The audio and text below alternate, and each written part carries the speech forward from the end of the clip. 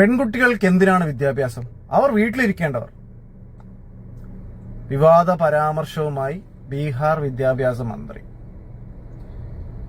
എന്താണ് വിദ്യാഭ്യാസത്തിന്റെ ആവശ്യകത? പെൺകുട്ടികൾക്ക് എന്തിനാണ് വിദ്യാഭ്യാസം?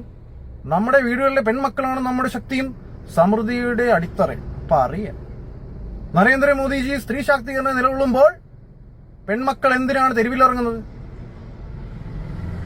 അതിന്റെ ആവശ്യം എന്താണ് എന്നാണ് മിഥിലേഷ് തിവാരി പറഞ്ഞത്. വിദ്യാഭ്യാസം പെൺകുട്ടികളുടെ അവകാശമാണെന്ന് മാധ്യമപ്രവർത്തകർ ഇടപെട്ട് പറഞ്ഞപ്പോൾ അവകാശമൊക്കെ വന്നു ചേരുമെന്നായിരുന്നു മന്ത്രിയുടെ മറുപടി.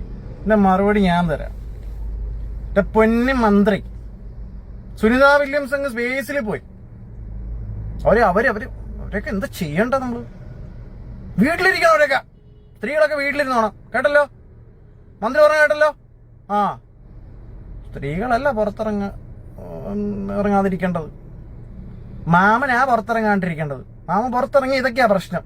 കേട്ടോ, സ്ത്രീകൾക്ക് നല്ല വിദ്യാഭ്യാസ മന്ത്രി ഒക്കെ നാട് കുട്ടിച്ചോറൊക്കെ. നാടൊന്ന് പുരോഗമിച്ചൊരു സൈഡിൽ കൂടെ കയറി വരുമ്പോ വന്നോളും.